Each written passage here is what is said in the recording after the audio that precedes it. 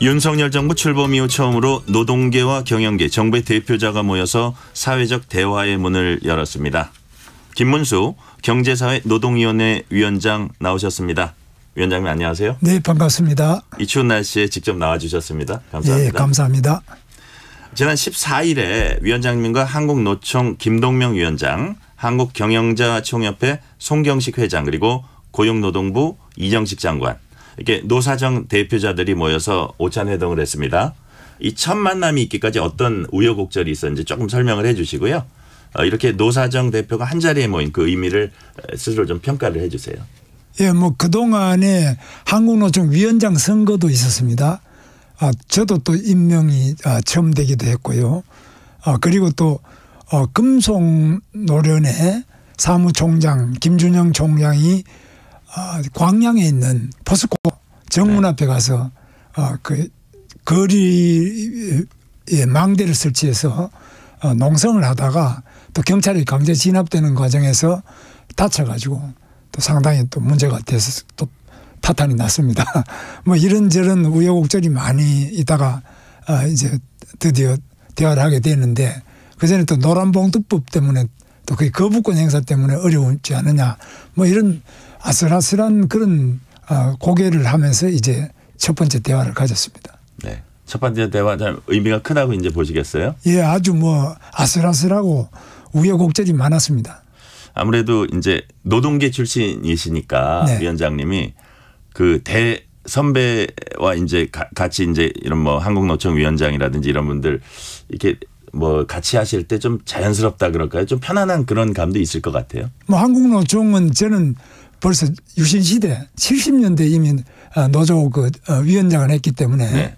또 그리고 제가 전태일 기념사업회 초대 사무국장입니다. 제가 조직해서 사무국장을 했습니다. 그래서 뭐 청계천부터 시작해서 구로공단으로 또 노조에 많은 경험이 있기 때문에 다들 아는 분들이죠. 네.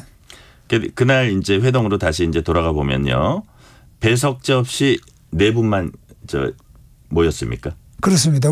경총의 송경식 회장님, 또 노동조합의 한국노총의 김동명 위원장, 그리고 노동부 장관 이정식 장관, 저하고 이렇게 4명만 만났습니다.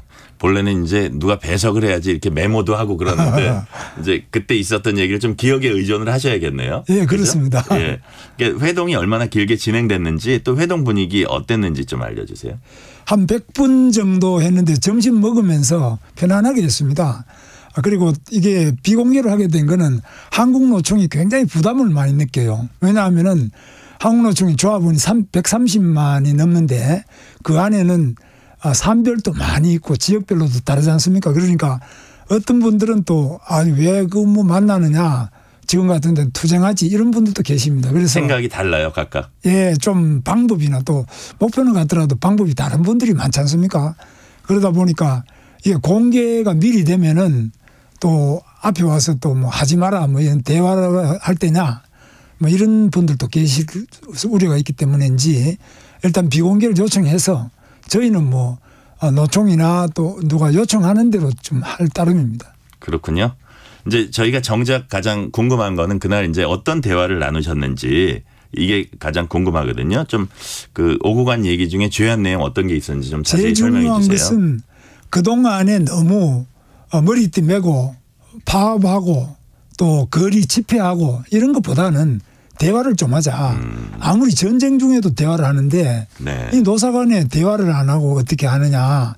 그래서 지금 이건 경제사회노동위원회 법에 의해서 법적으로 보장된 한국노총을 위한 대화의 자리인데 이걸 안 하고 1년 이상 이렇게 있다는 게 좀 그렇지 않느냐. 그래서 이제 저희들은 계속 설득을 하는데 이번에는 김동명 한국노총 위원장이 대화에 적극적으로 응할 뿐만 아니라 대화의 주제도 좀 더 넓혀 나가자. 그래서 지금 이 경제사회노동위원회는 고용노동부 장관과 기획재정부 장관 두 사람이 고정 멤버로 들어올 수 있고 나머지 장관은 필요할 때 들어온다 이런데 뭐 그것뿐만 아니라 더 폭을 좀 넓히자. 예를 들면은 뭐 노동자들의 주택 문제가 어렵다. 주택 때문에 시집장가를 못 간다 그러면은 뭐 그런 거는 국토부 장관이 들어올 수도 있고요. 또 아이들 교육 문제 때문에 그렇다면은 교육부 장관도 들어오고 현안별로 예, 좀 더 확대하자라는 말씀을 한국노총 위원장이 하셨어요. 그거는 저는 바람직하게 생각합니다. 아, 그렇군요. 그런데 지금 한국노총 말씀하셨는데 위원장님께서 특히 그 회의에서 이제 보도가 된 걸 보면 한국노총의 역할 이걸 특별히 강조하셨다고 해요. 어떤 점을 말씀하셨습니까? 뭐 저는 강조라기보다는 사실 자체가 대한민국의 건국 과정에 한국노총이 건국의 주역입니다.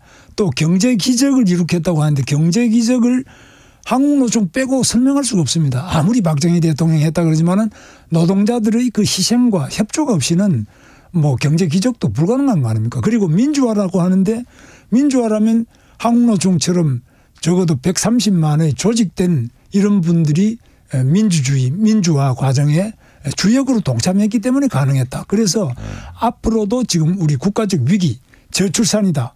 그러면 아기는 누가 낳겠습니까? 결국은 사람이 난데 사람은 결국은 노동하는 우리 젊은 근로자. 노동자들이 우리 조합원들이 적극적으로 이 문제를 풀어나가야 되지 않느냐. 경제 위기다. 경제 위기도 노동자들이 주도해서 풀어나가자.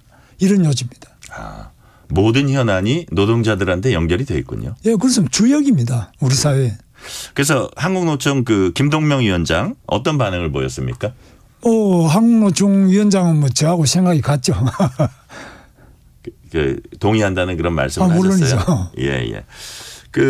이제 그 회동 직후에 경사노위에서 이제 보도 자료를 냈어요. 뭐라고 이제 보도 자료에 나왔냐면 산업 전환, 계속 고용, 근로시간 등 노동 현안에 대한 조속한 사회적 대화 필요성에 공감했다. 이런 이제 내용이 있었어요.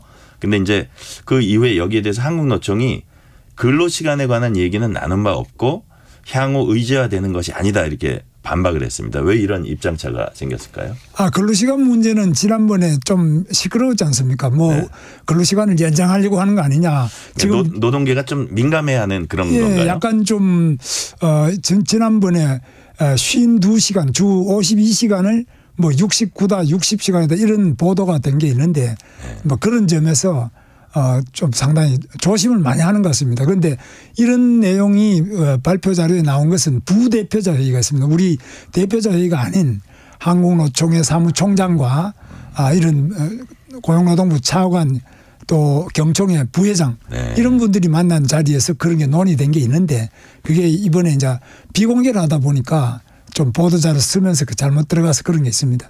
이게 두 가지가 약간 뭉뚱그려졌군요. 이렇게 나오면서. 이쪽을 자료가. 비공개로 하다 보니까 누가 그 보도자료 쓰는 사람이 여기 입회를 했으면 그런 게 없는데. 그렇군요. 비공개로 해서 못 들어오다 보니까 그게 아마 전번 부대표자 했던 그 주제가 논의되지 않겠나 이래서 그대로 쓴 겁니다. 네네.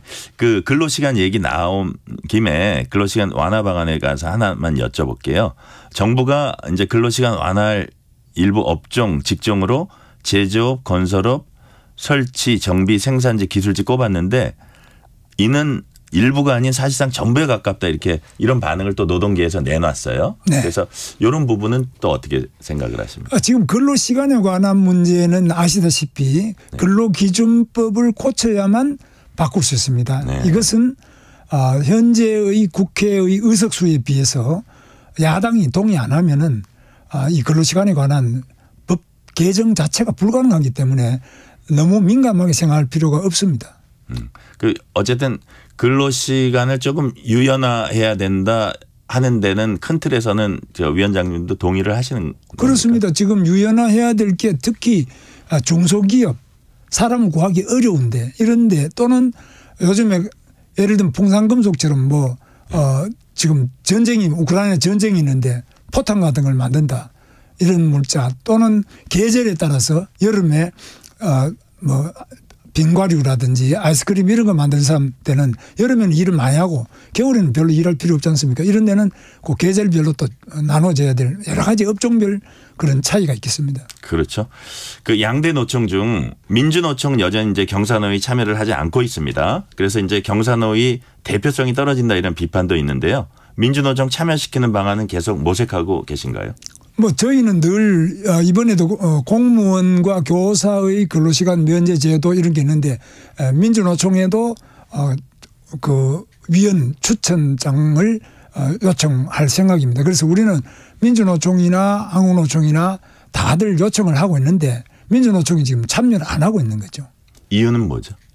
글쎄 이유는 뭐 저는 자기들은 뭐 무조건 여기 들어오면 손해를 본다 그러는데 제가 볼 때는 여기 들어오면 가장 이익을 많이 보는 곳인데 본인들은 피해의식이 많은 것 같습니다. 특히 IMF 때 1998년에 IMF 때 정리해고 같은 것이 도입되지 않느냐 뭐 이런 피해의식이 한 거의 지금 20년 이상 지났는데도 불구하고 계속 그 피해의식에 사로잡혀 있는 것 같습니다. 이제 좀 새로운 시대에 맞게 자신 있게 이렇게 대화에 응해야 되지 않겠나 생각합니다. 네. 위원장님께서 이제 취임하신 지 이제 1년이 넘었는데요. 지난 1년 동안 윤석열 정부의 노동개혁 과제 얼마나 진전이 있었다고 평가를 하십니까? 저는 뭐 역대 지금 민주화 그러니까 노태우 정부 이후에 7명의 대통령 지나서 8명째인데 가장 많은 성과를 거뒀다. 법치주의 노동개혁. 그동안에 사실 민주화라는 이름 아래 노동 현장에 법이 무너져서 노동자들에게 경찰관이 두들겨 맞는 그런 일이 많이 있었지 않습니까? 그런데 이제 법치가 확립됐다. 화물연대, 건설폭력 뭐 이런 것들이 거의 다 지금 사라지고 현재로서는 과거 어떤 정부보다도 가장 법치가 확립됐다는 점이 높이 평가할 점이고 다른 영국의 대처나 미국의 레이건 정부 때 이상으로 무너졌던 법치를 확립하는 이것은 윤석열 대통령의 가장 큰 공로다. 저는 그렇게 보고 있습니다. 자, 지금 노사 법치주의 말씀하셨는데 제가 두 가지 측면에서 약간 좀 질문을 드릴게요. 네. 그러니까 그 노동 현장의 그런 혼란과 무질서, 무법 네. 이런 거 이제 바로잡았다고 말씀을 하셨는데 또 노동계 입장에서 보면 이게 지나친 노조 통제로 이어지고 있다 이런 반론도 있거든요. 아무리 노동조합이 헌법에 노동상권 보장돼 있고 근로기준법으로 보장하고 노동조합법으로 보장하고 있지만 합법적인 노동운동을 해야 됩니다. 그런데 이 법을 뭐 아무리 노동조합원이지만은 경찰관을 파이프로 때린다든지 그것도 또 국회 앞에서까지 와가지고요. 또는 뭐 이런 도심 한가운데서 불법을 하는 것은 용납할 수 없는 거 아닙니까? 그래서 불법을 바로잡는 것이지 합법적인 노조 활동은 헌법에 의해서 또 노동법에 의해서 보장돼야 됩니다. 합법의 테두리 내에서 해야 된다 이런 그렇습니다. 말씀이시네요. 네. 또 한 가지 이제 반론의 관점이 이제 노사법치라고 해서 이게 너무 노동계만 자꾸 뭐 강요 혹은 적용하려고 하는 것이 아니냐. 노사가 모두 공정하게 적용돼야 한다. 이런 또 불만도 좀 노동계에 있나 봐요. 그건 당연합니다. 그거는 뭐 노사에게 다 공평해야지 노동자들만 법을 지키고 그러면 회사 사장들은 법을 안 지켜도 된다. 이런 거는 있을 수도 없고요. 그런 면에서는 당연히 공평하게 또 대등하게 이렇게 법을 적용해야 된다고 봅니다. 그리고 그렇게 실제로 하고 있습니다. 네. 현재 노조 활동에 대해서 위원장님께서 이제 한마디로 이렇게 평가하신 적이 있어요. 뭐라 그러셨냐면 현재 노조 활동은 그들만의 리그다. 이렇게 이제 언급을 하신 적이 있거든요. 이건 무슨 뜻인가요? 전체 노동자의 14%는 노동조합으로 조합원이고요. 86%는 노동조합을 만들지도 못하고 아예 노동조합 혜택을 전혀 못 보고 있습니다. 예를 들면은 지금 현재 뭐 다 아시다시피 식당에서 일하는 분들 노조 없습니다. 미장원에서 보조하는 분들 노조 없습니다. 그래서 정말 영세 자영업 하는 거나 소기업, 하청기업 노조가 없지 않습니까? 이런 분들은 정말 노조가 좀 그림의 떡처럼 돼 있습니다. 이분들하고 노조가 있는 대기업, 공무원, 공기업 여기하고는 격차가 너무나 심해서 이걸 우리가 이중구조로 그러지 않습니까? 네. 이게 세계적으로 우리가 점점 더 벌어지고 있는데 우리나라는 이 노동조합원들이 조직되지 않은 미조직 노동자, 영세, 하청 또 절망하는 청년들을 위해서 자기들을 좀 서로 배려하는 소위 말하면 연대임금 제도 그럽니다마는 약자를 배려하는 것도 노동조합의 책무라고 저는 생각합니다. 자기들이 그러니까 거대 노조원들이 자기들이 조금 손해를 보더라도 그런 사람들을 같이 돌봐야 된다 그런 취지신가요? 그렇습니다. 예를 들면 방송사를 말하면은 정규 직원도 있지만은 작가나 이런 분들은 처지가 굉장히 어렵지 않습니까? 그러면 정규 직원들은 굉장히 적고 괜찮지만 좀 작가들이 어렵다 그러면 작가들을 좀 돌보는 이런 노동조합 활동을 해야 된다는 겁니다. 자기들만 자꾸 올려달라. 이건 옳지 않죠. 네. 그들만의 리그인 지금의 노조 그럼 어떻게 바뀌어야 됩니까? 그래서 지금 제가 볼 때는 노동조합의 기본 철학이 우리가 전태일 정신이라고 하지 않습니까? 전태일은 뭐 재단사를 위해서 싸운 사람이 아니고 본인은 재단사지만은 그 밑에 시다 정말 어린 그 보조자들 이런 사람들 밥을 못 먹는 어려운 사람을 돌보면서 자기를 희생한 사람이 전태일입니다. 그래서 자기 이익을 위한 노조가 아니라 정말 노조도 없는 그 자기 이웃에 있는 어려운 사람들을 한번 돌아보는 그런 노동조합이 우리가 바라는 노동조합 아니겠나 그렇게 생각합니다. 네.